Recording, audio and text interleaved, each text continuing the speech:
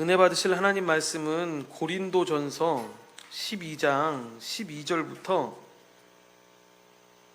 13절까지의 말씀입니다. 고린도전서 12장 12절부터 13절까지의 말씀을 우리 다 같이 합독하겠습니다. 몸은 하나인데 많은 지체가 있고 몸에 지체가 많으나 한 몸임과 같이 그리스도도 그러하니라. 우리가 유대인이나 헬라인이나 종이나 자유인이나 다 한 성령으로 세례를 받아 한 몸이 되었고 또 다 한 성령을 마시게 하셨느니라. 아멘. 오늘 읽으신 말씀을 가지고 교회는 한 몸의 많은 지체로서 그리스도의 충만을 누린다. 교회는 한 몸의 많은 지체로서 그리스도의 충만을 누린다라는 제목으로 성경적 교회의 11번째 말씀을 전하고자 합니다. 우리가 지금까지 사과까지의 내용을 보았는데 그 내용은 한 몸, 한 가족에 대한 이야기였습니다. 교회의 본질은 하나됨인데 이 그리스도 안에서 하나됨, 그리스도 안에서 한 가족된, 이 한 몸된, 한 시민된 이라는 여러 가지 비유를 들어가면서 사도 바울이 교회가 어떠한 존재인지를 설명하는지를 여러분 우리가 보았습니다.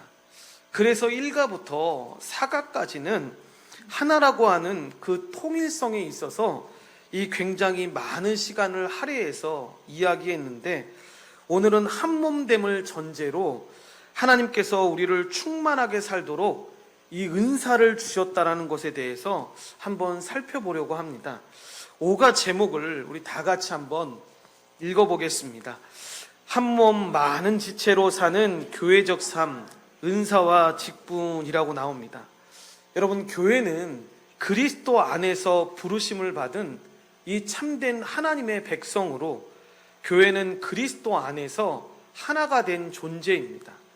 이 교회가 하나됨을 힘써 지킬 때 여러분 그리스도가 주시는 충만함을 더 누릴 수가 있는데 힘써 지키는 방식이 바로 모든 겸손과 온유함과 오래 참음과 서로 사랑으로 용납하는 것이다라고 배웠는데 또한 교회는 그리스도 안에서 한 가족으로 가진 것을 서로 통용하고 함께 웃고 울며 살아갈 때 이 하나님 나라의 복을 더 누릴 수 있다라고 말씀을 드렸습니다. 또한 성경은 한 몸, 한 가족인 이 교회로서 살아가는 원리를 더 구체적이고 생생하게 설명을 하는데 그것이 바로 뭐냐 하면 이 한 몸에 따른 이 많은 지체론과 그에 따른 은사론입니다. 그러니까 여러분 성경에서 한 몸만은 이 지체다라는 표현이 나오면 먼저 생각해야 되는 것이 뭐냐 하면 바로 은사를 생각해야 합니다. 그러니까 은사는 교회가 더 충만하게 살아가도록 하나님께서 우리에게 주신 이 달란트와 같은 것입니다.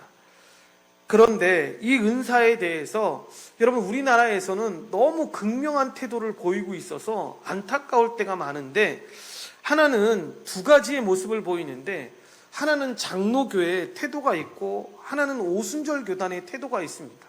잘 보시면 장로교단 같은 데에서는 이 은사를 어떻게 보냐면 약간 도외시하는 측면들이 있습니다.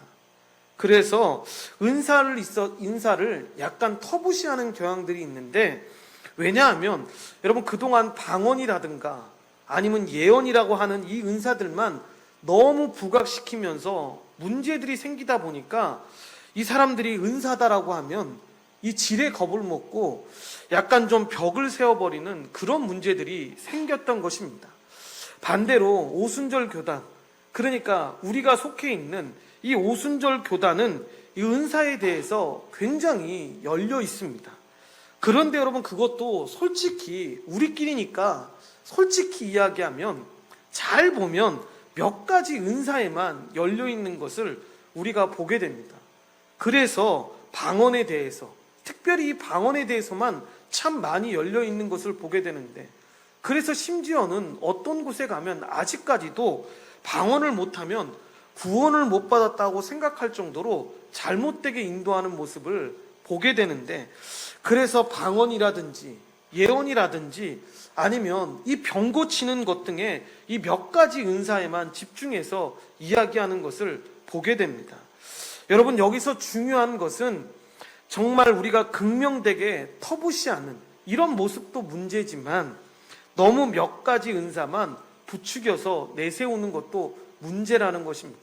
그러니까 여러분, 성경을 제대로 보면 이 중도를 걸어야 합니다.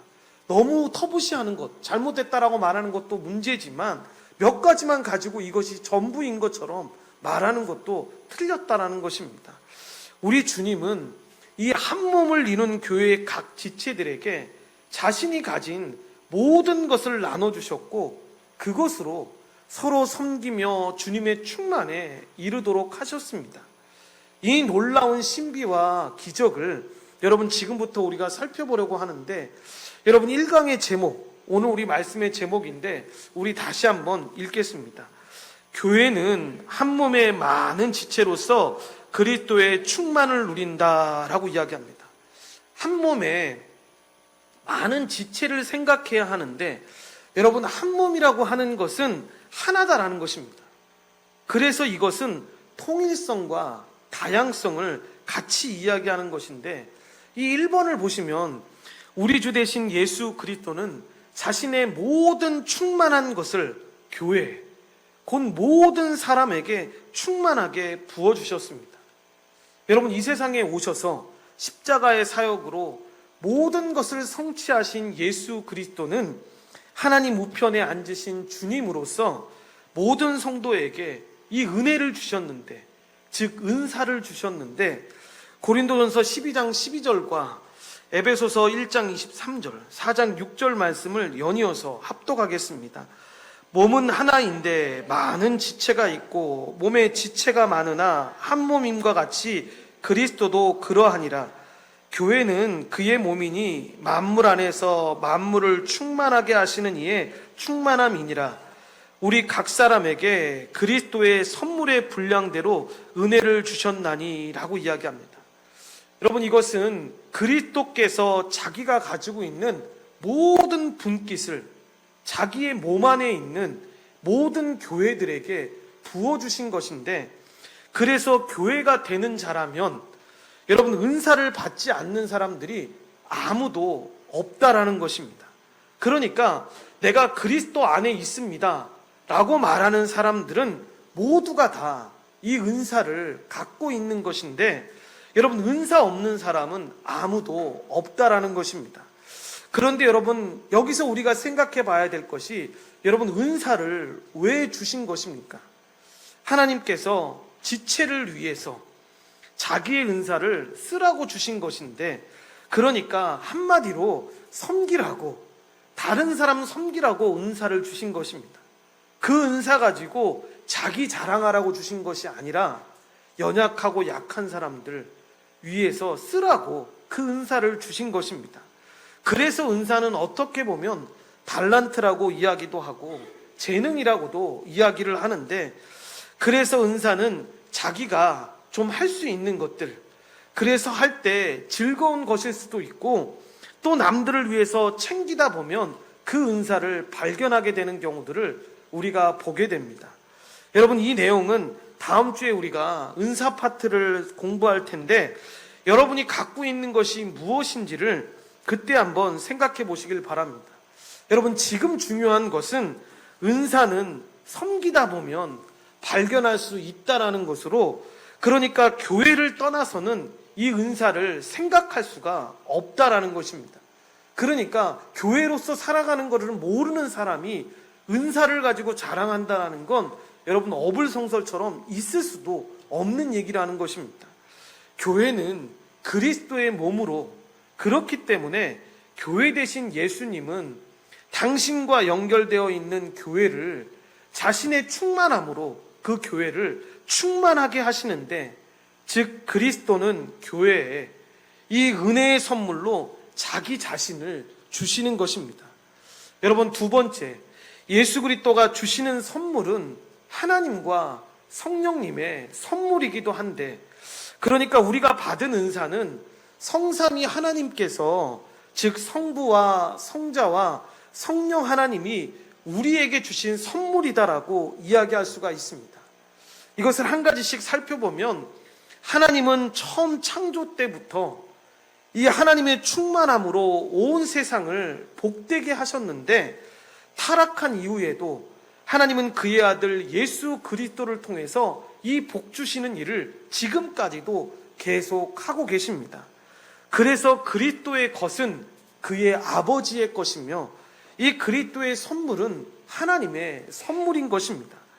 그래서 이 타락한 세상에서 하나님께서 당신의 나라를 충만하게 하시기 위해서 이 땅에 교회를 세우셨는데, 하나님 나라의 회복인 그 교회를 세우시고 그 교회를 충만하게 하시기 위해서 여러분 우리에게 은사를 주신 것입니다. 또한 예수 그리스도는 그리스도의 영이신 성령님을 보내주셔서 그의 충만을 나누어 주시는데, 여러분 그래서 우리 주 예수 그리스도의 선물은 성령님을 통해서 우리에게 주어지기 때문에 성령님의 선물이기도 하다라고 이야기를 하는 것입니다. 그러니까 이 성령을 받은 사람은, 그러니까 눈에 보이는 방언이나 어떤 눈에 보이는 은사를 가지고 성령 받았다라고 설명할 수도 있지만, 성령을 받은 사람들은 성령을 선물로서 은사를 가지고 있는 것인데, 그래서 은사를 가지고 쓰면 쓸수록 여러분 우리가 어디로 가게 되냐면 바로 성령의 충만함에 이르는 길로 갈 수밖에 없다라는 것입니다. 두 번째를 같이 읽겠습니다. 우리 주 예수 그리스도가 교회를 세우시고 충만하게 하시는 것을 잘 설명하는 것이 바로 한 몸 많은 지체 비유다라고 이야기합니다. 고린도전서 12장 12절부터 17절 말씀을 합독하겠습니다. 몸은 하나인데 많은 지체가 있고 몸에 지체가 많으나 한 몸임과 같이 그리스도도 그러하니라. 우리가 유대인이나 헬라인이나 종이나 자유인이나 다 한 성령으로 세례를 받아 한 몸이 되었고 또 다 한 성령을 마시게 하셨느니라. 몸은 한 지체뿐만 아니요 여럿이니 만일 발이 이르되 나는 손이 아니니 몸에 붙지 아니하였다 할지라도 이로써 몸에 붙지 아니한 것이 아니요 또 귀가 이르되 나는 눈이 아니니 몸에 붙지 아니하였다 할지라도 이로써 몸에 붙지 아니한 것이 아니니 만일 온몸이 눈이면 듣는 곳은 어디며 온몸이 듣는 곳이면 냄새 맡는 곳은 어디냐라고 이야기합니다. 그러니까 성도는 성령을 통해서 그리스도와 연합했고 그리스도 안에서 서로 한 몸이 되었는데, 교회는 그리스도의 한 몸이요 그리스도의 충만으로 그리스도는 교회를 여러분 그 자신으로 여기신다라는 것입니다. 이것은 예수님께서 교회를 나다라고 이야기하고 있는 것인데, 어디서 이것을 우리가 알 수 있냐면, 여러분 사도 바울이 다메섹 도상에서 예수님을 만났을 때 여러분 예수님이 사도 바울에게 뭐라고 말씀하시냐면, 사울아 사울아 왜 나를 핍박하느냐라고 말씀을 하십니다. 여러분 이것은 우리가 그냥 문자적으로만 본다고 한다면 여러분 이게 이해가 안 되는 구절일 수 있는데, 왜냐하면 이 당시에 예수님이 죽으시고 부활하셨기 때문에 사도 바울이 예수님을 직접적으로 핍박한 적은 없었습니다. 그런데도 예수님이 사도 바울에게 그렇게 얘기하는 것입니다. 왜 네가 나를 핍박하느냐라고 이야기를 하십니다. 그러니까 이것은 바울이 예수 믿는 자들, 즉 교회를 핍박했던 것인데, 예수님은 그 교회를 자기라고 인식하셔서 그렇게 사울에게 말하고 있었던 것입니다. 그러니까 우리 몸된 그리스도 안에 있는 우리는 누구의 것이냐면 바로 예수님의 것입니다. 그렇기 때문에 예수님은 예수님 자신인 우리를 충만하게 하시기를 기뻐하시는데, 우리가 다 한 성령의 세례를 받고 다 한 성령을 마셨습니다. 그래서 수직적으로는 우리가 예수 그리스도와 연결되어 있는 것이고, 여러분 수평적으로는 우리가 다 지체들과 연결되어 있는데 그리스도라는 이 한 몸 각 지체들인 모든 성도는 이 그리스도의 충만한 분깃을 은혜의 선물로 나누어 받은 것입니다. 그래서 지난번에 말씀드린 것처럼 여러분, 우리에게 은사를 한 사람에게만 몰아주시지 않는다고 했는데 교회 전체가 다 연결되어 있기 때문에 각자에게 맞는 은사를 주신 것입니다. 그러니까 우리가 이 사실을 몰랐을 때에는 여러분, 예수 그리스도를 믿었을 때 그냥 단순히 그렇게 생각할 수 있습니다. 아, 내가 이제 예수 그리스도를 믿었으니까 나는 이제 천국 가는 사람이 됐어, 나는 이제 복 받는 사람이 됐어 라고 생각할 수 있는데 실제로 그 안에 들어가 보니까 그렇지가 않더라는 것입니다. 나 혼자가 예수 그리스도를 믿은 것이 아니라 그 안에 들어가 보니까 그리스도 안에 모든 믿는 자들이 함께 서로 연결되어 있는 것을 보게 되는 것입니다. 그러니까 그 안에 있는 사람 가운데 어떤 사람은 버린 사람이고 어떤 사람에게만 특별히 사랑을 베푸는 것이 아니라 그 안에 있는 모든 사람들에게 이 각각에 맞는 은사를 주시는데 그 은사로 서로가 도울 때 이 모든 충만함을 같이 누릴 수가 있다라는 것입니다. 그래서 여러분, 몸의 비유를 하고 있는 것인데 몸의 어떤 한 부분만 여러분 제대로 작동한다면 여러분 건강하다라고 말할 수가 없지 않습니까? 그러니까 눈은 눈의 역할을 해야 되는 것이고 코는 코의 역할을 해야 하고 입은 입의 역할을 해야 되는 것처럼 이 교회 안에 있는 모든 성도들이 각자에 맞는 그 은사대로, 하나님께서 주신 그 은사대로 활동해야지 그 충만함 가운데 살아갈 수가 있다라는 것입니다. 여러분, 내가 가지고 있는 것이 전부가 아니니까 다른 사람과 연결해서 같이 한 몸으로 살지 않으면 절대로 그 은사의 충만함을 누릴 수가 없다라는 것입니다. 그러니까 자신에게 없는 것을 여러분 자꾸만 하나님께 달라고 요구할 필요가 없는 것입니다. 엄밀히 보면 여러분, 우리가 욕심이 나서 그럴 때가 있지 않습니까? 그런데 그 욕심도 가끔은 여러분 내려놓아야 될 이유가 뭐냐면 실제로 우리가 다른 사람이 가진 은사를 욕심낼 때가 언제냐면 대부분 보면 보이는 겁니다. 사람들이 환호하고 보이는 것이기 때문에 여러분, 왜 한국 사회에서 방언 은사와 여러분 병 고치는 은사와 이런 것들이 왜 인기가 있는 겁니까? 실제로 더 많은 은사들이 많은데, 사랑하고 인내하고 온유하는 그 많은 은사들이 있는데 이런 걸 탐내는 사람들이 없습니다. 실제로 탐내는 것들이 다 대부분 방언이나 이 방언 통역하는 거, 이 병을 고치는, 예언하는 거, 이런 것들을 요구합니다. 왜 그렇습니까? 눈에 보이는 것이기 때문에 요구하는 것 아니겠습니까? 그런데 여러분, 우리에게 주시면 정말 감사합니다라고 그리스도 안에서 몸된 교회를 세우기 위해서 잘 사용하면 됩니다. 그런데 만약에 우리에게 주시지 않는다면 굳이 여러분 우리가 요구할 필요가 없는데, 우리가 서로가 한 몸으로 연결되어 있어서 여러분 같이 할 때 그 은사가, 교회 안에서 사람들이 쓰고 있는 그 은사가 다 하나의 것이 되는 것입니다. 그래서 항상 은사는 여러분 교회를 먼저 생각해야 되는데, 사도 바울의 말처럼 은사를 여러분 교회를 위해서만 사용해야 한다라는 것입니다. 세 번째를 같이 읽겠습니다. 우리 주 예수 그리스도는 그 전능하신 지혜와 능력으로 교회가 그리스도의 충만을 충분히 누리는데 필요한 모든 것을 각 지체들에게 나누어 주셨다. 이것은 우리 주님의 주권적인 뜻이요 그 자체로 선하고 옳다라고 이야기합니다. 여러분, 예수 그리스도께서 충만하게 그의 한 몸 된 우리 모두에게 나누어 주시는데, 이것을 어떻게 나누어 주시냐면 하나님께서 각각의 사람들에게 조율을 하셔서 나누어 주신다라는 것입니다. 여러분, 이 이야기 속에는 뭐가 있는 것입니까? 그 주권이 하나님께 있다라는 것을 분명하게 이야기하는 것이고, 그러니까 우리가 하나님의 선하심을 믿는다면, 그분이 정말로 그 하나님의 섭리 가운데 이 땅을 인도하시고 우리를 인도하신다라는 사실을 우리가 믿는다면, 여러분, 우리가 하나님에게 왜 나에게는 이것을 주시지 않습니까가 아니라 하나님이 나에게 이것을 주셨으니까 내가 순종하면서 나아가겠습니다라고 고백할 수 있는 것입니다.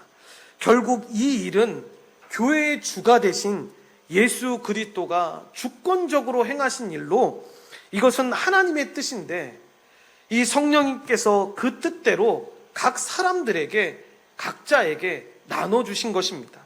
고린도전서 12장 18절 말씀을 합독하겠습니다. 그러나 이제 하나님이 그 원하시는 대로 지체를 각각 몸에 두셨으니 라고 이야기합니다. 이 부분을 영어 성경으로 보면 조율하시고 분배하시고 배분하는 것으로 나오는데, 하나님이 그렇게 행하셨다라는 것입니다. 그러니까 각각의 가장 좋은 것을 우리에게 하나님께서 주신 것인데, 그러니까 나에게 주신 은사가 여러분 볼품 없어 보이고 정말로 이상해 보여도 그 은사가 하나님께서 우리에게 주신 가장 좋은 은사라는 사실을 잊지 말아야 한다는 것입니다. 그러므로 여러분, 그렇게 주신 은사에 우리는 그저 순종하면서 충성되게 하나님 앞에 나아가면 되는 것입니다.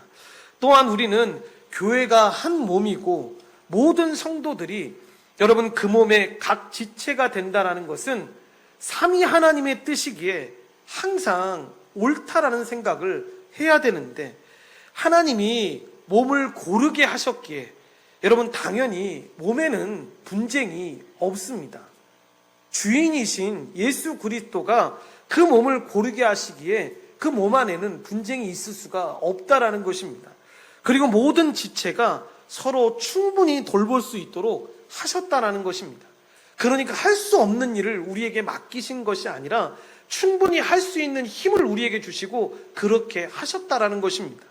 그러니까 한 몸의 모든 지체들은 그 몸에 여러분 꼭 필요한 존재들인데, 그러니까 버릴 존재가 아무도 없다라는 것입니다. 모든 성도는 한 명도 예외 없이 그리스도의 분깃을 선물로 받아서 교회가 온전하게 나아갈 수 있도록 섬기는 존재들입니다. 그래서 어느 누구도 여러분 다른 지체, 다른 성도들에 대해서 쓸데없다라고 말할 수가 없는데, 모든 지체가 다 하나님의 뜻에 따라 교회를 섬기는 일을 할 수가 있는 것입니다. 특별히 이 한 몸 많은 지체의 원리는 우선 이 지역교회, 이 온전한 교회 안에 적용될 수 있는데, 더 나아가서 여러분 모든 교회 전체에 적용될 수가 있는 것입니다. 그렇기 때문에 우리가 교회에서 여러분 각각의 역할을 하지 않을 때 여러분 그 공동체는 불편해야 되는데, 그러니까 만약에 여러분 그 주체가 역할을 안 하고 있음에도 불구하고 여러분 교회에 아무런 불편도 느끼고 있지 못한다, 그렇다면 여러분 이것은 정말 그 몸이 병들었다라는 것을 잊지 말아야 합니다. 그러니까 여러분 간혹 가다가 예전에 그런 말씀 많이 들었지 않습니까? 야, 그 사람 교회 떠나고 나니까, 저 사람이 아파가지고 병에 있고 나니까 얼마나 교우가 편안한지 몰라, 교회가 얼마나 편안한지 몰라 라고 이야기하는 걸 들으신 적이 있을 겁니다. 그런데 여러분 이 말이 정말 잘못된 말입니다. 여러분 그럴 수가 없습니다. 그렇게 생각한다면 그렇게 생각하는 사람이, 그 공동체가 병든 것입니다. 그 사람이 없어서 같이 탄식해야 하고 같이 아파해야 합니다. 그리고 그 사람을 통해서 하나님이 일하셨던 그 은사를 기억하면서 그 충만함이 채워지는 것이 못하는 것에 대해서 안타까워해야 한다는 것입니다. 여러분 이것을 우리가 정말 중요하게 생각해야 하는데, 교회는 몇 사람의 소수의 사람들에 의해서 움직이는 것이 아닙니다. 언젠가도 말씀드렸던 것처럼 교회는 20%만 열심히 하면 교회는 부흥하고 사람들이 몇천 몇만 명의 사람이 된다. 여러분 이것은 기업의 원리입니다. 교회는 그런 곳이 아닙니다. 늦더라도 모든 사람들이 각자에 맞는 그 은사에 맞게 움직이는 것, 그리고 그 은사에 맞게 함께 걸어가는 것이 교회이고, 그것이 하나님이 말하신 그 교회의 모습입니다. 만약에 몇 사람만 일을 하고 여러분 여러 사람들이 일을 안 한다면 그만큼 은사가 줄어들었다라는 것입니다. 그러면 교회는 그만큼 은사를 사용할 기회가 줄어들게 돼서 충만함을 누리지 못하게 됩니다. 그래서 모든 성도들은 이 자기의 은사를 가지고 쓸 수 있어야 되는데, 여러분 이것을 항상 기억해서 교회 안의 성도라면 이 하나의 사역을 모두가 감당할 수 있게 그런 모습으로 힘써서 나아가야 합니다. 그러므로 네 번째, 한 몸을 이루고 있는 다른 지체들을 거부하거나 여러분 무시해서는 안 되는데, 한 몸 공동체, 운명 공동체임을 알아서 서로를 귀하게 여겨야 합니다. 여러분 고린도전서 12장 25절부터 27절까지의 말씀을 합독하겠습니다. 몸 가운데서 분쟁이 없고 오직 여러 지체가 서로 같이 돌보게 하셨느니라. 만일 한 지체가 고통을 받으면 모든 지체가 함께 고통을 받고, 한 지체가 영광을 얻으면 모든 지체가 함께 즐거워하느니라. 너희는 그리스도의 몸이요 지체의 각 부분이라 라고 이야기합니다. 여러분 무슨 이야기입니까? 모든 성도들이 같이 있고 함께 살아가며 교제할 때 이 교회가 온전해진다는 것인데, 그만큼 성도의 교제가 중요합니다.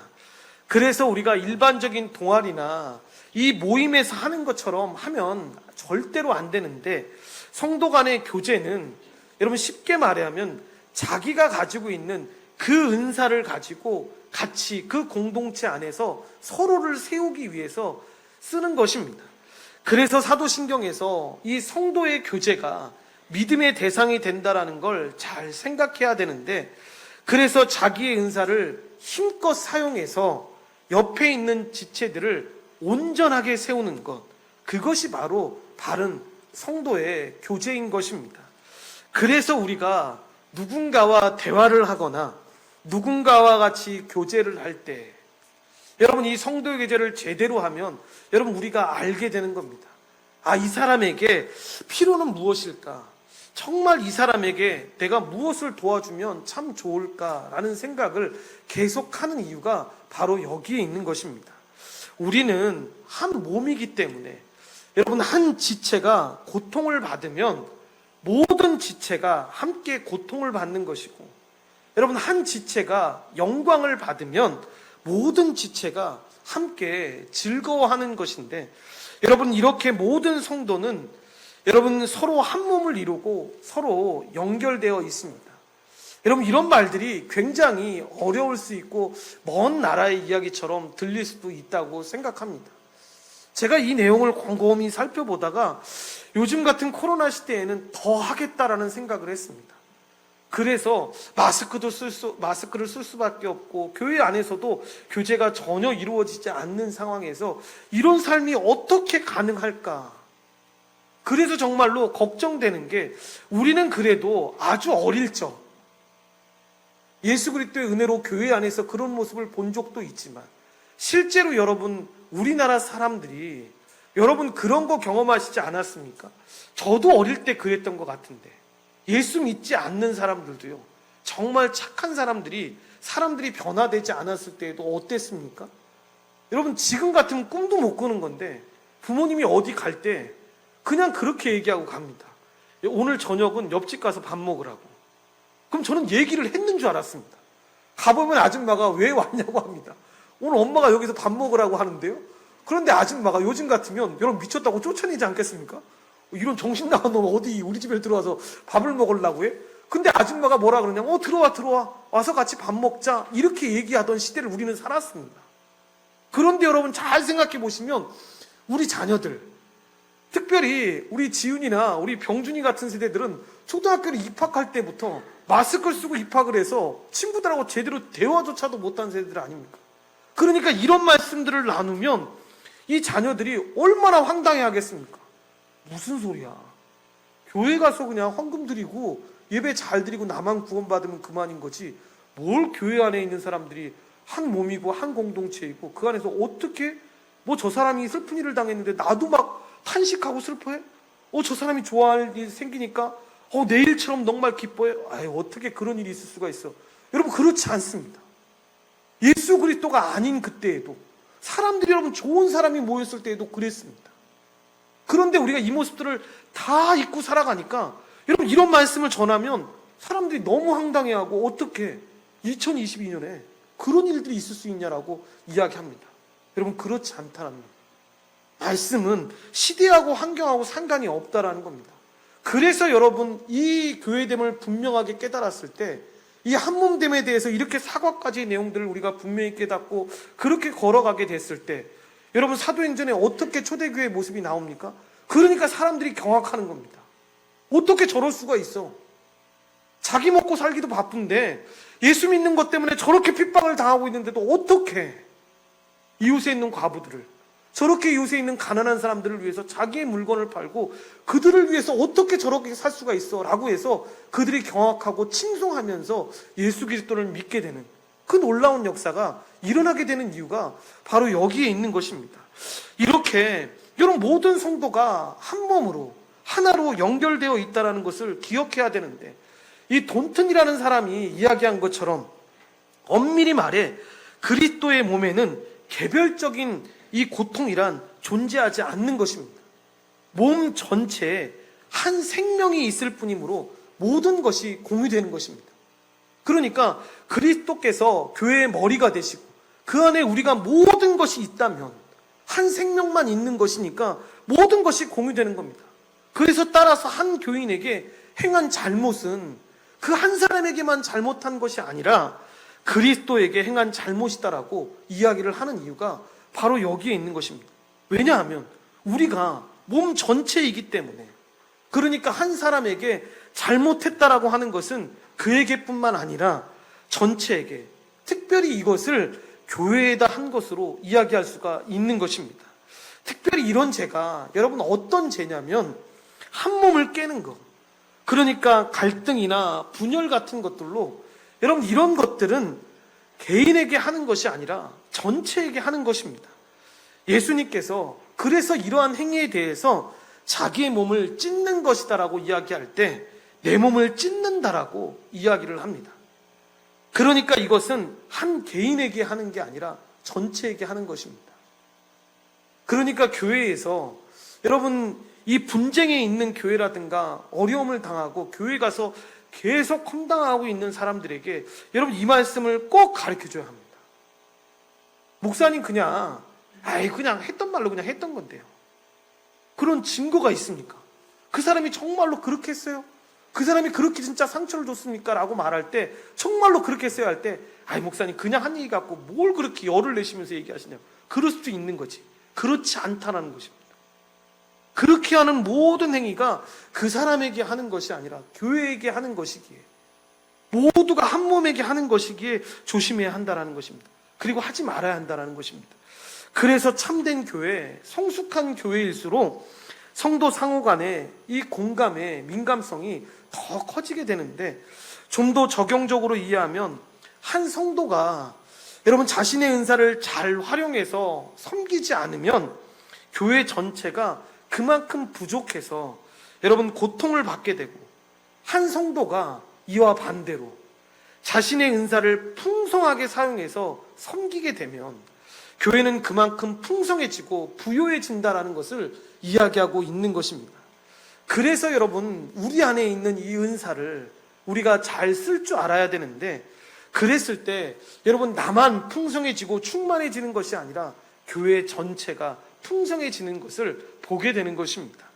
따라서 다른 지체들, 곧 모든 성도들을 귀하게 여기고 존중해야 되는데, 만일 다른 성도를 한 몸의 지체로 보기를 거부하거나 다른 지체를 무시하면 여러분 교회를 세우고 온전하게 하려는 그 주님의 뜻을 거부하는 거나 무시하는 것으로 그 한 개인을 무시하는 것이 아닙니다.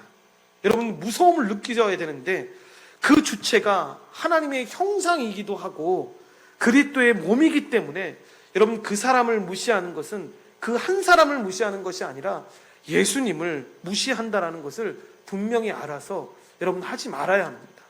또한 이것은 교회로 하여금 함께 서로 돌보지 못하게 하는 것이기에 여러분 교회를 부족하게 하거나 악하게 만드는 행위로, 그래서 그때부터 교회가 갈라지기 시작하는데, 자기 역할을 안 하기 때문에 여러분 교회는 은사가 부족하게 되고 결국 그만큼 충만함을 누리지 못하게 되는 것입니다. 그래서 예수님이 하나됨을 그렇게 힘써서 지키라고 말하는 이유가 바로 여기에 있는 것인데, 하나됨이 무너지면 그래서 여러분 다 무너지게 됩니다. 다섯 번째 함께 읽겠습니다. 각 지체는 각 성도이며 각 지체가 행하는 역할과 기능은 은사와 직분이다. 고린도전서 12장 28절부터 30절 말씀을 합독하겠습니다. 하나님이 교회 중에 몇을 세우셨으니 첫째는 사도요, 둘째는 선지자요, 셋째는 교사요, 그 다음은 능력을 행하는 자요, 그 다음은 병 고치는 은사와 서로 돕는 것과 다스리는 것과 각종 방언을 말하는 것이라. 다 사도이겠느냐, 다 선지자이겠느냐, 다 교사이겠느냐, 다 능력을 행하는 자이겠느냐, 다 병 고치는 은사를 가진 자이겠느냐, 다 방언을 말하는 자이겠느냐, 다 통역하는 자이겠느냐라고 이야기합니다. 은사와 직분에 대해서 설명을 하는 것인데, 간단히 설명하면 여러분, 은사는 한 몸을 이룬 모든 성도들에게 주신 것으로, 내가 성도라면, 그러니까 우리가 그리스도의 몸이라면 여러분 모든 은사는 모든 사람들에게 다 주셨습니다. 그런데 여러분, 직분은 은사와 다릅니다. 주님의 권위로 질서 있게 그 사역을 감당하도록 은사의 기초에서 특정한 사람들에게 주신 것이 여러분 직분입니다. 그러니까 다수가 아니라 소수에게 주신 것이 직분입니다. 그래서 제가 참 안타까운 것 중에 하나가 뭐냐면, 이 한국교회는 이것이 거꾸로 적용되고 있습니다. 그래서 은사는 소수가 받고 직분은 다 받는 걸로 착각하고 있습니다. 그래서 이것도 제가 여러 번 건의를 드렸던 것 중에 하나였는데, 여러분, 결혼만 하면 다 집사가 됩니다. 그래서 어떤 청년이 와서 저한테 그런 질문을 한 적이 있습니다. 목사님, 저는 집사 직분 받기 싫은데 자꾸만 결혼했다고 집사를 받으라고 한다고. 저는 받고 싶지 않다고 해서 제가 웃으면서 그랬습니다. 받지 마. 내가 봐도 받으면 안 될 것 같아 라고 이야기하니까 묘하게 목사님 기분이 나쁘다고. 다른 분들은 다 받으라고 하는데 목사님만 받지 않으라고 하니까 굉장히 기분이 나쁘다고. 집사는 그런 사람이 아니야. 집사는 결혼하면 받는 사람이 아니라고. 잘못되게 전해져서 그렇게 받으라고 하는데, 네가 그렇게 생각하니까 받는다고 하면 막지는 않겠는데, 그런데 솔직히 우리 자녀들이라면 나는 못 받게. 그런데 네가 와서 나한테 물어보니까 솔직하게 얘기하는데 넌 받으면 안 돼. 교회만 왔다 갔다 하고, 그렇게 교회 와서 그냥 예배드리고 네 할 거 다 하면서 이렇게 살아가는 사람이 집사 받으면 안 돼. 집사는 그런 사람이 아니야. 성경에 집사가 어떤 사람이라고 나와 있잖아. 그 은사를 기초로 해서 정말로 그 사역들을 잘 조율하고 컨트롤 타워처럼 이 사역을 하는 사람이 집사인데, 어떻게 네가 집사를 할 수 있겠냐고. 집사를 하면 안 된다고. 제대로 알아서 감사한데 기분은 별로 편치 못하다고. 편치 못해도 어쩔 수 없다고. 네가 말한 거니까 받지 마. 견딜 수만 있으면 받지 않았으면 좋겠다고. 그래, 작년인가 재작년에 이 연락이 왔습니다. 목사님, 저도 어쩔 수 없이 집사를 받게 됐습니다. 그렇게 보냈길래, 그럼 뭐 어쩔 수 없지. 네가 받겠다고 하니까. 근데 집사가 어떤 역할을 하는 사람인지는 좀 알았으면 좋겠다고. 그리고 집사를 받아야지, 네가 말한 것처럼 받는 것까지는 그렇다 치더라도 내가 그냥 결혼해서 다른 사람들의 강요 때문에 받으면 안 된다고. 직분은 그게 아니라고. 은사를 기초로 해서 잘 조율하고 컨트롤 타워처럼 그렇게 사역을 하는 자리인데, 다른 사람이 말한다고 받는다고? 다른 사람이 강요해서 받는다고? 그 책임은 내가 져야 되는데 그 책임을 어떻게 지려고 그러냐고. 그렇게 얘기했던 적이 있습니다. 여러분, 은사와 직분을 잘 알아야 합니다. 은사는 모든 사람에게, 한 몸 된 사람들에게 주님이 주신 겁니다. 그런데 이 부분도 착각을 합니다. 여러분, 우리 안에도 그런 착각이 있는 것 중에 하나가 뭐냐면, 목사님, 저는 은사 없는데요. 왜 은사가 없다고 생각하세요? 라고 물어보면, 저 방언도 못 받았고요. 방언 통역도 못해요. 저 병도 못 고치는데요. 은사를 너무 한정적으로 알아서 그렇습니다. 성경에 나오는 은사가 얼마나 많은데, 그리고 성경에 기록되지 않은 은사도 얼마나 많은데, 어떤 분은 정말 잘 참는 분이 있습니다. 근데 그분이 저한테 그렇게 얘기하시길래, 집사님은 진짜 탁월한 은사가 있다고. 뭐냐 그러니까 정말 오래 참으면 은사가 있다고. 나도 순간적으로 너무 열이 받아가지고 욕이 나오는, 운전을 다 간혹 가다 보면 욕이 나올 때가 있지 않습니까? 근데 그분은 그냥 아주 느긋하신 분입니다. 아이 목사님 뭐 그럴 수도 있죠. 제가 굉장히 부끄럽게 운전하고 갈 때 제가 집사님이 저런 거 보고도 열이 안 받나 봐요. 저는 그냥 순간 욕이 나올 뻔했는데, 그러니까 뭐 그런 바쁜 일이 있나 보죠. 사람이 저럴 수 있었을 거예요. 그 안에도 그렇게 말썽을 부리고 문제가 있는 사람 보면, 이런 목사도 막 열이 받을 때가 있는데 그분 옆에서는 목사님 너무 속상해하지 마세요. 저 사람이 그만한 사연이 있었을 거예요. 목사님 우리가 그냥 기도해 주면서 잘 돌아오게 해주면 좋을 것 같아요. 여러분 그러면 얼마나 오래 참음의 은사가 있는 겁니까? 여러분 다른 사람들은 감당 못하는 그런 은사가 있는 겁니다. 그러니까 자녀들한테 물어보면 부모님들이 간혹 가다가 공룡이 될 때가 있다고 하지 않습니까? 여러분 이게 뭐 자녀 키우신 분들은 알겠지만, 근데 어떤 자녀가 고개를 끄덕입니다. 고개를 막 가로저으면서 우리 엄마는 공룡이 아니라는 거예요. 왜 그러니까 엄마가 화내는 걸 한 번도 본 적이 없다는 거예요. 정말 대단한 은사를 가지고 있는 겁니다. 여러분 자녀를 키우면서 그럴 수가 없지 않습니까? 막 정말 몇 번 막 눈이 뒤집히고 막 이런 상황이 벌어져야 되는데 그거를 그냥 인내하면서 막 이렇게 했다 그러면 얼마나 큰 은사가 있는 것입니까? 은사는 다 받은 겁니다. 그런데 직분은 그렇지 않다는 겁니다. 은사를 기초로 해서 소수의 사람들에게만 하나님께서 주시는 것입니다. 여러분 결론을 맺겠습니다. 여러분 배운 말씀을 정리하면, 오늘 말씀을 정리하면, 첫째로 우리는 한 몸을 이루는 많은 지체들로 각 지체는 교회의 머리이신 이 주님의 것을 받아서 이 각각의 역할과 기능을 하는데 이것이 교회입니다. 이러므로 이러한 교회적 존재에 걸맞게 여러분 우리 각각은 한 몸의 지체들로서 섬기면서 살아야 되는데, 먼저 교회는 한 몸이요 한 가족임을 여러분 우리가 먼저 믿어야 합니다. 이것을 믿고 이것을 전제로 해서 여러분 시작해야 합니다. 그래서 교회는 한 몸 많은 지체라는 이 원리로 세워지고 온전해진다라는 이 사실을 믿고 최선을 다해서 사랑하면서 섬겨야 되는데, 만일 이 같은 교회의 원리를 믿으면 여러분 다른 사람들이 여러분 지체요 가족으로 받아들이는 것이 어렵지 않고 오히려 그런 것이 너무 당연하다라고 생각하게 됩니다. 이렇게 교회의 모든 성도가 가족처럼 살아가고 각자 섬길 것을 신실하게 섬기기 시작하면 여러분 교회 전체가 온전하게 모든 이들이 충만하게 감사하게 될 것인데, 여러분 하나님 나라에서 누리는 복을 이 땅에서 모든 자들이 다 같이 누리면서 살아가게 될 것입니다.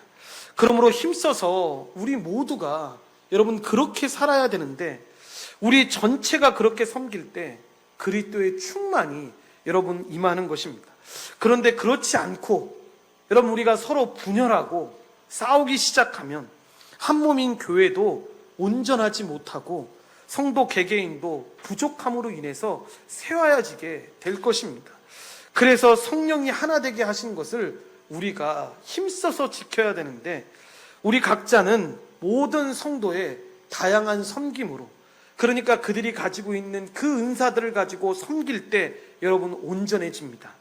그러니까 우리 옆에 있는 지체는 우리 모두에게 다 필요한 사람들인데 어떠한 사람이라도 그래서 무시하면 안 됩니다. 서로 분열하거나 몇 명의 지체라도 소외될 때 이 한 교회를 이루는 주님의 뜻이 심각하게 훼손될 수가 있는데, 한 지체라도 고통을 겪으면 여러분 모든 지체가 고통을 겪는 것이 너무나도 당연한 것입니다. 동시에 모든 사람과 교제할 수가 없을 것인데, 그래도 여러분 기회가 주어진다면 모든 사람에게 교제하려고 하고 그렇게 애를 써야 합니다. 둘째로 한 몸 많은 지체론에서 말하는 이 교회는 먼저 한 지역교회를 가리키는 것으로 지금 우리가 출석하고 있는 여러분 온전한 교회, 이 지역교회를 소중하게 생각해야 합니다.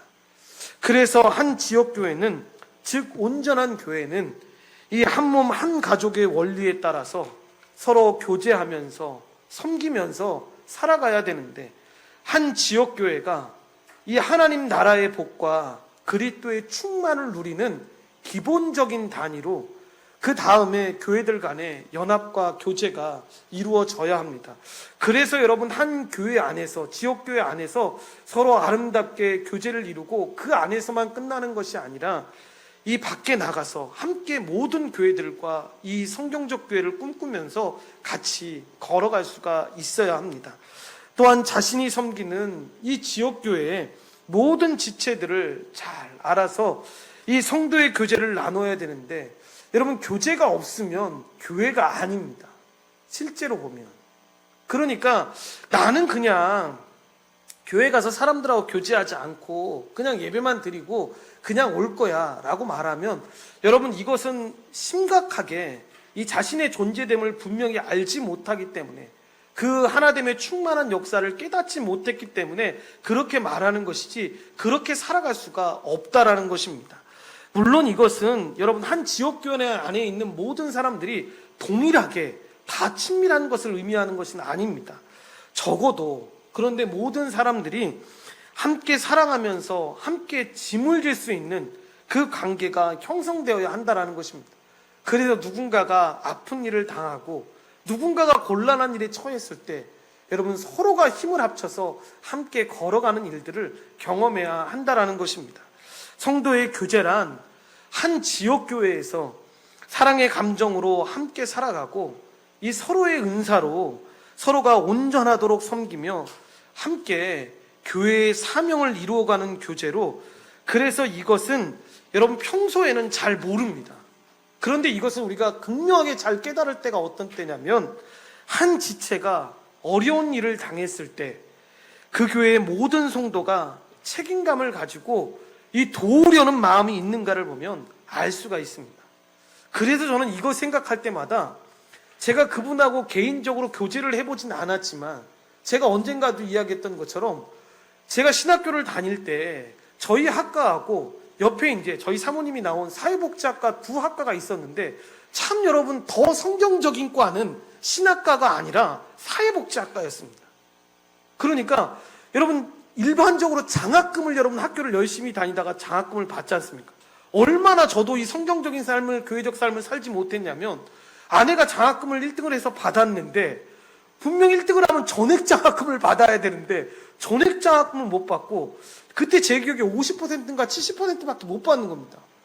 왜 그 학과만 그러는 거야? 라고 물어보니까, 그 학과에 있는 어려운 사람들한테 그 성적 장학금을 받는 그 일부분을 그 아이들한테 띄어서 주는 겁니다.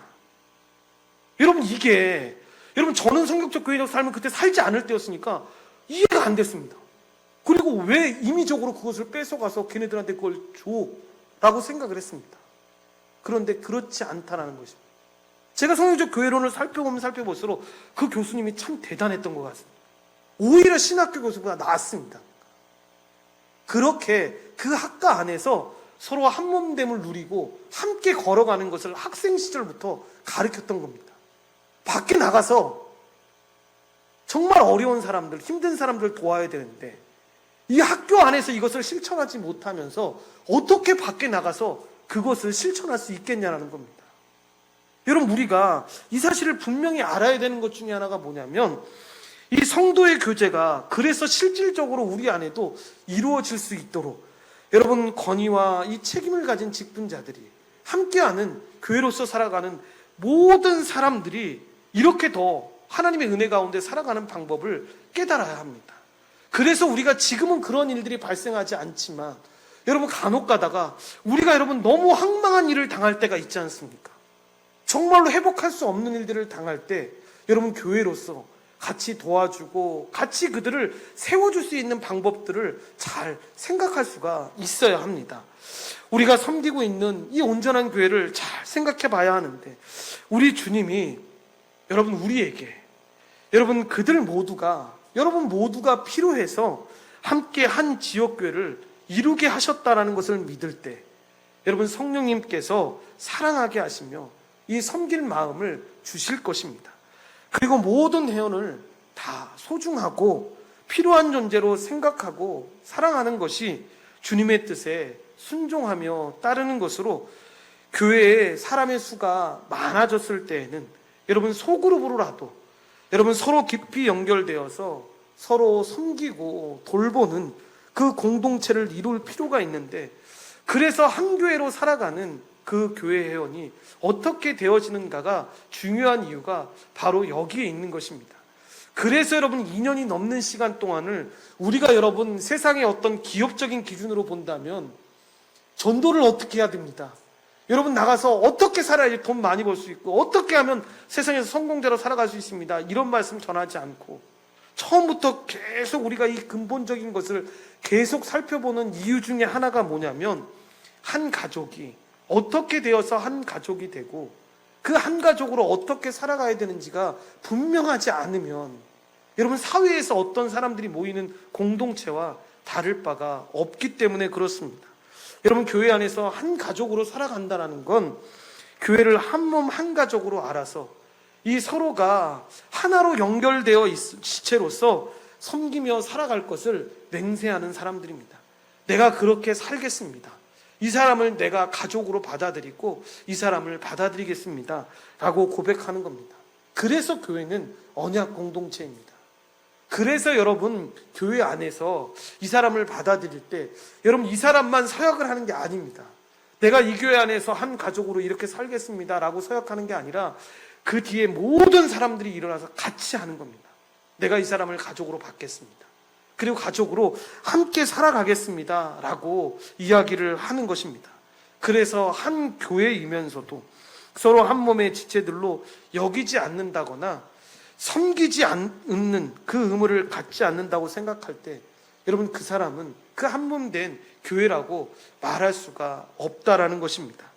여러분 우리가 이 한 몸 많은 지체로서 그리스도의 충만을 지속적으로 누리며 살아가게 되기를 간절히 축원드립니다.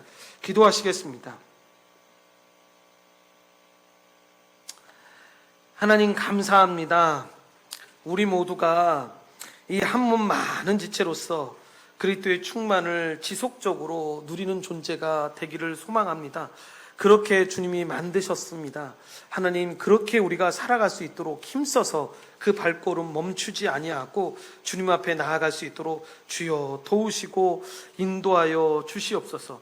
풍성한 하나님의 은혜를 구하며 하나님 앞에 나아가오니 하나님 이 모든 삶을 살 때 주님의 일하심을 경험하며 주님 앞에 걸어 나아갈 수 있는 믿음의 백성들 될 수 있도록 주여 도우시고 인도하여 주시옵소서. 모든 걸 주님께 감사드리오며 예수님의 이름으로 기도드리옵나이다. 아멘. 우리 한번 기도하실 때 오늘 말씀을 생각하시면서 교회는 한 몸의 많은 지체로서 교회의 충만을 누린다고 했는데, 그래서 여러분 한 명이 행복할 때 여러분 교회의 모든 지체가 행복한 것이고, 한 명의 지체가 바른 길을 알지 못해서 헤매고 고통을 당해서 아픔을 당할 때 교회 안에 있는 모든 지체들이 아픔을 당하는 것입니다. 저는 참 감사한 게 이 교회론을 공부하면서 주일날 마가복음을 공부하는데 이번 주에 이 전하는 이 말씀이 오늘 이 말씀과 너무 연결이 돼서 저에게 큰 위로가 됐습니다. 처음에 말씀드렸던 것처럼 너무 코로나 시대가 돼서 여러분 교회가 10,000개가 없어졌다고 합니다. 교회가 없어진 것 때문에 탄식하는 게 아니라, 하나님을 믿는 사람들이 사라져서 탄식하는 게 아니라, 성도 간에 이 함께 교제함을 누리지 못하고 사람들이 다 숨어 들어가고 있는 겁니다. 부담을 느끼지 않고 그냥 가서 앉아 있다가만 나올 수 있는 거, 마치 내가 그냥 어떤 한 티켓 넣는 것처럼 하나님을 믿는 삶이, 교회로서 살아가는 삶이 그런 것이 아닌데 그렇게들 다들 살아가려고 합니다. 여러분 하나님 나라가 자라는 가정을 잘 보시면 저에게 이번 주 말씀이 위로가 됐던 건, 여러분 우리가 그 가정을 알 수가 없다는 겁니다. 그 가정을 주님이 인도하시고 주님이 그 가정 가운데 역사하신다는 겁니다. 그래서 말씀하시는 겁니다. 구약부터 내려왔던 그 모든 역사를 인간인 너희가 어떻게 설명할래? 사랑을 베풀면 배반하고 반역하고 떠나갔던 너희를 어떻게 하나님이 그들을 다시 사랑하시고 회복하셨는지를 어떻게 설명할 수 있겠냐? 그 자라가는 과정을 우리는 알 수 없지만 그 말씀에 힘이 있어서 그 말씀을 의지하고 나아가는 자들에게 그 하나님 나라의 충만한 복을 주신다는 것, 여러분, 이 하나님의 은혜가 우리 가운데 넘쳐나기를 소망합니다. 교회로서 살아가는 우리 모두가 그런 충만한 복을 누리며 살아갈 수 있도록 하나님께서 함께 해달라고 우리 다 같이 주여 일창하시고 기도하겠습니다.